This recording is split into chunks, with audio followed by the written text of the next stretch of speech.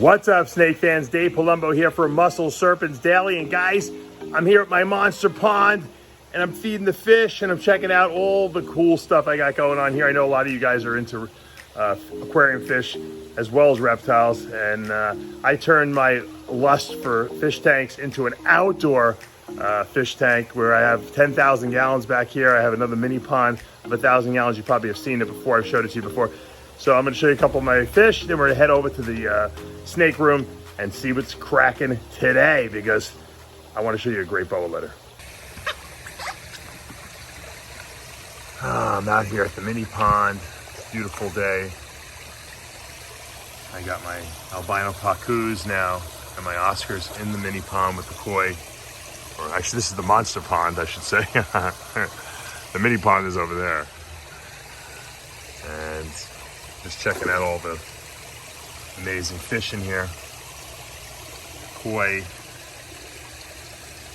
I got my albino pacus. There's 3 of them. There's 8 of them actually in here. I got some albino tiger Oscars I put in here too as well. Everyone seems to be doing pretty well. I have my turtles. There's some turtles too, my Florida painted turtles. There was one really nice one. When I sat down here, he kind of skedaddled a little bit. Maybe he got afraid of the camera. So everyone's doing good. The Oscars are over there. Let's see if we can zoom in on those guys. Yeah, they're doing really well over there. If you can see them. Those are the albino tiger Oscars I have here for you guys. I know a lot of reptile people are fish people too. They're aquarium people. There's a lot of crossover. So there's my albino pacus. They're doing so good in this pond. They love it. They love the extra space to swim around in. I imagine they're going to get humongous in here. All right, well, let's go over to the snake building and check out what's going on. All right, this was a very, very highly anticipated clutch. It took her a little longer than I thought. Thought she was going to go last year. This female, she didn't. This is a banana pastel sugar mandarin. Oh, I've been waiting for her for a long time to go. 3 years, 3.5 years. I produced her 3.5 years ago, and she was the best looking mandarin I've ever produced.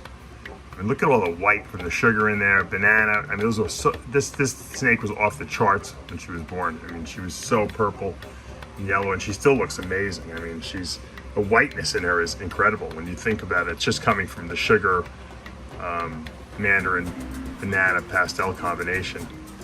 So, and it's, sometimes it's rare to have a banana female.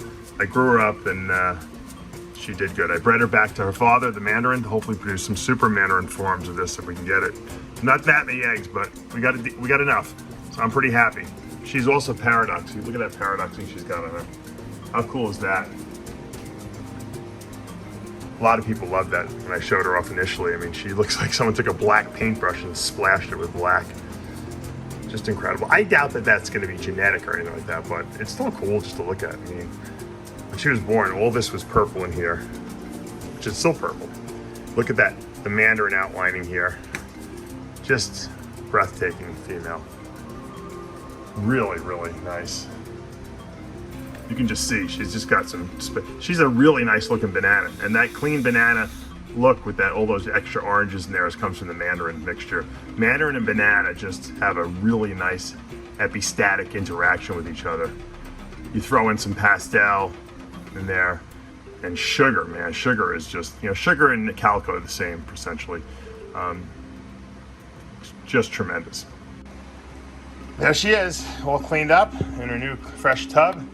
You can get a real true appreciation for her now. And you look at the dorsal. Look at this dorsal stuff going on here, all those purples in there. I mean that, and look at all the paradoxing, all the black paradoxing in there. It's really pretty wacky looking when you think about it. So we're gonna take a look at the eggs now. There seems to be 5 good eggs. We're gonna candle those things and set them up in an egg box. We got Annie Hall, the anaconda. Yep, she's over a year old now. And she's doing really well. She will not eat anything live, but she does eat rodents now. She eats frozen thawed, very large mice. And she's been growing really slow. This is a really slow growing project, but she's definitely putting size on. She is an absolute sweetheart. I don't want to jinx myself. Every time I say a snake never bites me, I always wind up getting bit. But she's just a pleasure to have, and she's like a really good tempered anaconda. And obviously, as you guys know, in Florida here, they've changed the laws, and pretty soon these things are going to be illegal. They probably actually are illegal now, but there is a grace period. I have been applying for my permit for display. Obviously, my facility is open to the public for people to come and get do tours, and so I want to, keep these animals for educational purposes. I will be keeping hopefully some anacondas and a few Burmese pythons because I love them, and I want to continue to educate people. So that's something I'm working on right now. I'll let you know about that. But this girl is doing it phenomenal. A lot of people have been asking about Annie Hall, so I wanted to give you guys a little update. But what we're going to look at today is we're going to go look at some boas that are still potentially going to have some litters. That's right. I told you, this season has been so crazy.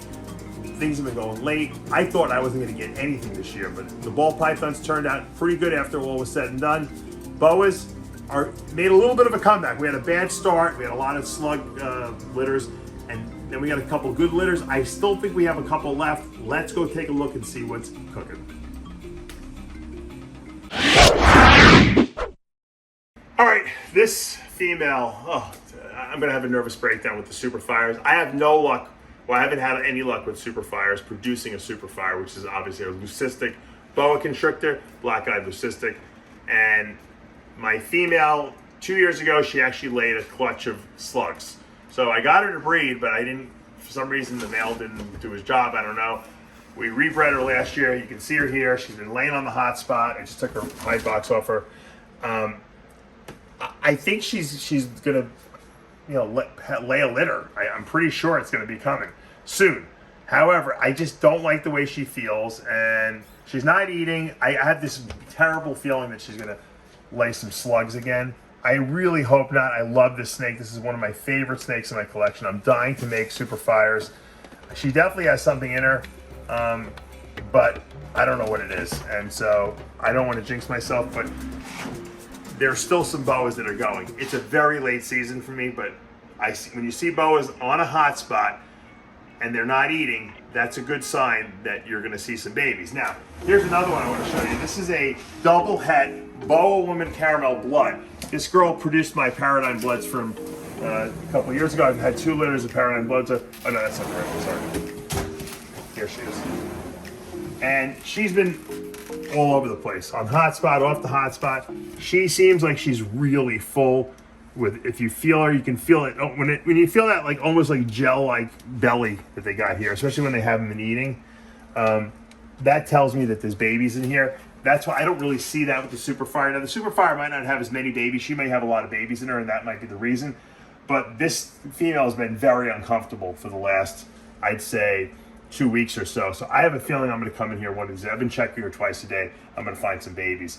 I didn't think she was going to go. She's had a lot of weird sheds.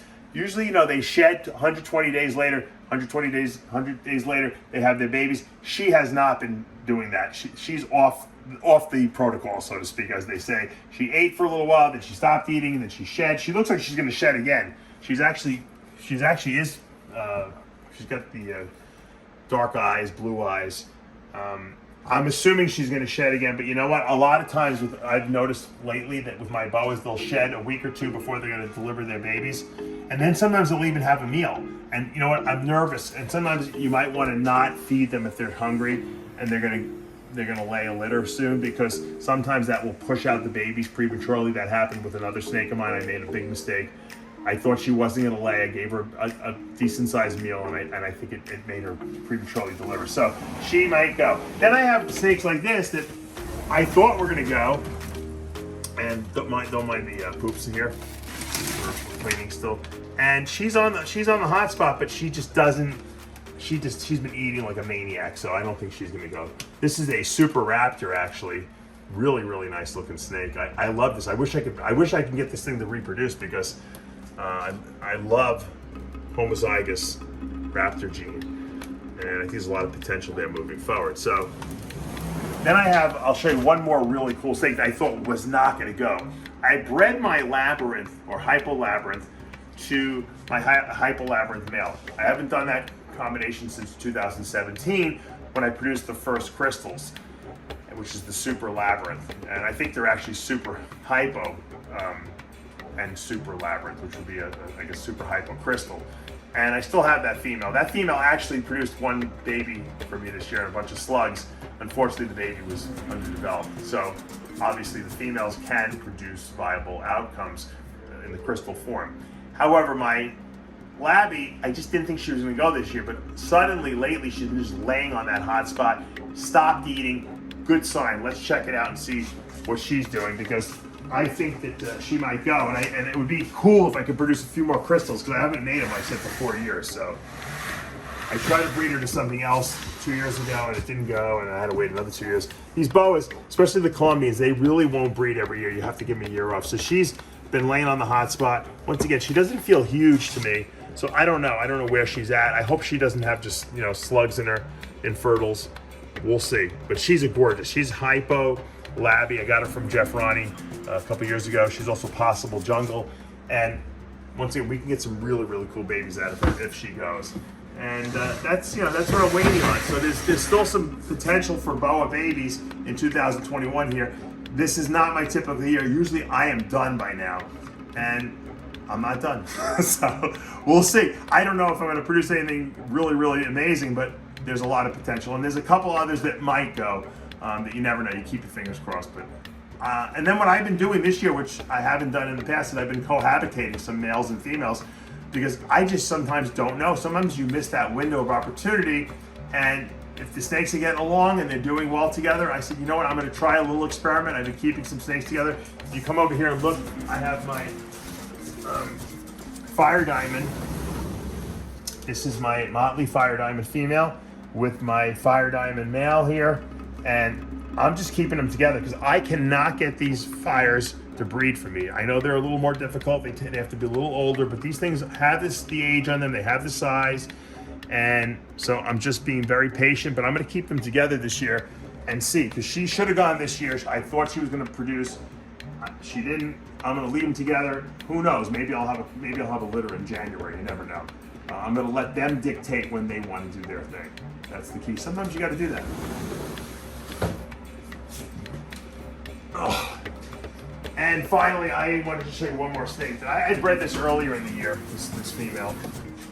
She never went on me. This was a triple het, leopard, blood, Gilbert T positive. She went the previous year, and so I wanted to breed her. I wanted to try to breed her back to back because she had a good body weight on her. She did not go in 20. I've been still breeding. I've been keeping a male in with her, believe it or not. And this is my blood Super Onyx male, gorgeous male, good belly. And I've been trying to see what we can produce with this, but so far no luck. We'll have to see what happens down the road and see if anything does get produced, but she has been sitting on the hot spot. But I did feed her yesterday also, so that could be the reason. But the take-home message here is, if you guys are trying to learn a little something, because I'm always learning, boas do what they want. It's very hard you can put a ball python together any time of the year and you can start them breeding.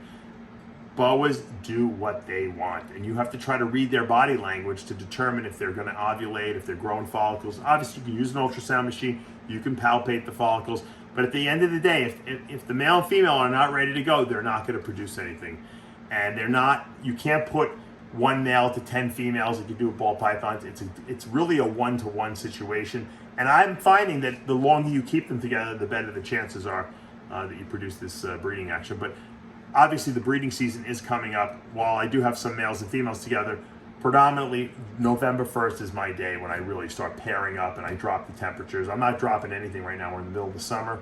I'm just doing a little experimentation, as probably a lot of people try along the way. Because when you have stubborn breeders, sometimes you got to try to do things that you don't normally do.